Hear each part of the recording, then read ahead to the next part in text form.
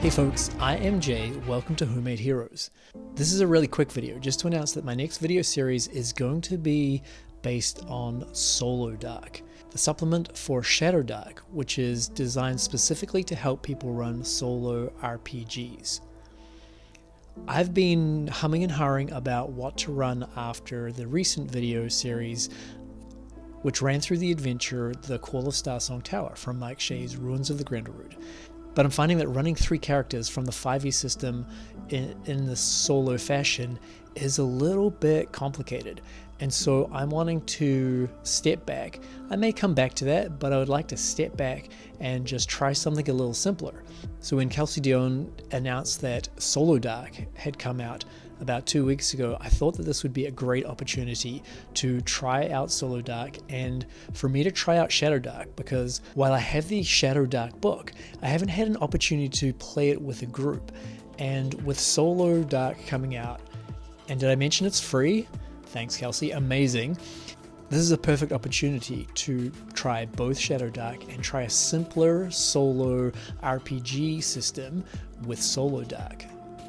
I'm going to finish off the video taking a quick look at SoloDark and giving you a sense of what it includes and how we can use it at our table when we're doing our solo RPGing. So let's start with the cover. Amazing artwork, just like all of the Shadowdark materials. The credits page, there's Kelsey's name right at the top. Solo gameplay. This page covers a few rules that have been modified from Shadowdark to make it easier to play in a solo fashion. Some of the things to point out: there's a group initiative system which makes rolling for initiative much faster. The way that SoloDark deals with light is a little bit different to the regular Shadowdark rules. And if you roll a crit, a natural 20, then you get a luck token. So moving on to the next page. Getting started. This covers a little bit of information about characters. It's recommended that you play with 2 to 4 characters, or potentially if you want to play with 1 character, to beef that character up a little bit by increasing their character level. This is going to give them a bit more fortitude and resilience when they're facing foes and monsters that are typically balanced to deal with a party of 2 to 4 characters.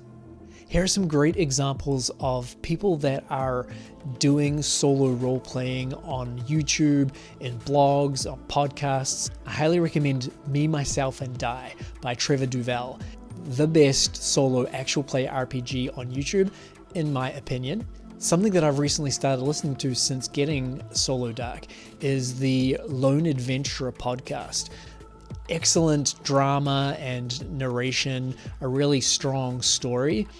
It is interesting that it is so story focused that none of the roles and mechanics actually happen, in front of your eyes, so to speak. There's a recap that covers how the author has used the Mythic GM and also the other resources that he uses to get the story to where it's at when you hear it. Moving on to resources that you might need when you're at the table and playing. We have monsters, we have NPCs, we've got treasure, we've got dungeons. There's a ton of stuff on this page, and you'll notice that the very first thing under each heading is a page reference for Shadowdark. So if you already have the Shadowdark book, you're well set up to start solo role-playing straight away. There are tons of other resources as mentioned here, and you can find easily on the internet. I recommend that you try those Shadowdark resources and random tables first, and then if you find they're not a good fit, you can always look for something else. Next, we have an example of a random table. So these are dungeon names. I don't really use player-facing dungeon names in my games, but that's personal preference, and certainly they would be good information for helping you to come up with what is actually in that dungeon. So a little cue to help the creative process. Here we have the second page of the Dungeons random table, and you'll be rolling a D100 to discover the names of the dungeons. You would roll it 3 times according to this table, and that would give you the 3 parts of the different names. Some more great artwork from Shadowdark, and I really love this image. The masked figures down in front of that monster remind me of the Sigila from Malazan Book of the Fallen. If you've read those novels, you would know about the supremely trained swords people that are the Sigala, who wear masks over their faces. In this case, they look like undead warriors, which the Sigala are not, but a really cool piece of art. Okay, the Oracle. Oracle is how we get yes or no answers when we're unsure of what is going to happen next.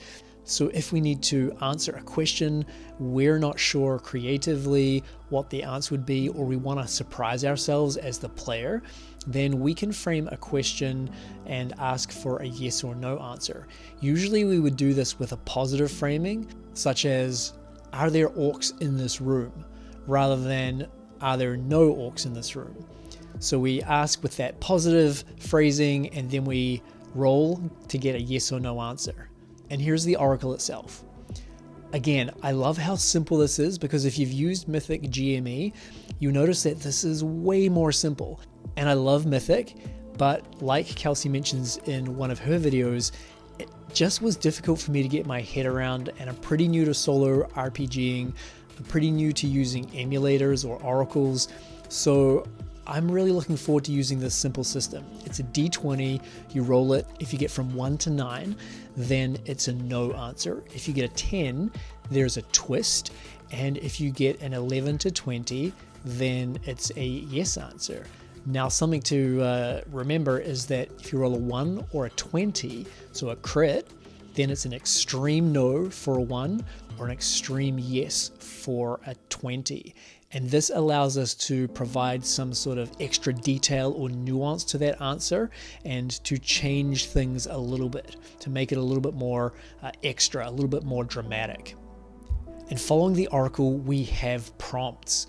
So in Mythic, these would be known as meanings tables, and essentially these are ways for us to get meaning from some situation or from some role. If we've rolled on the Oracle and we've got a yes answer, but we're not sure really what that means, then we can roll on our prompts table using a D100 and get some words to define or characterize what that answer means, helping us to move forward with the adventure and to potentially spark our curiosity and creativity.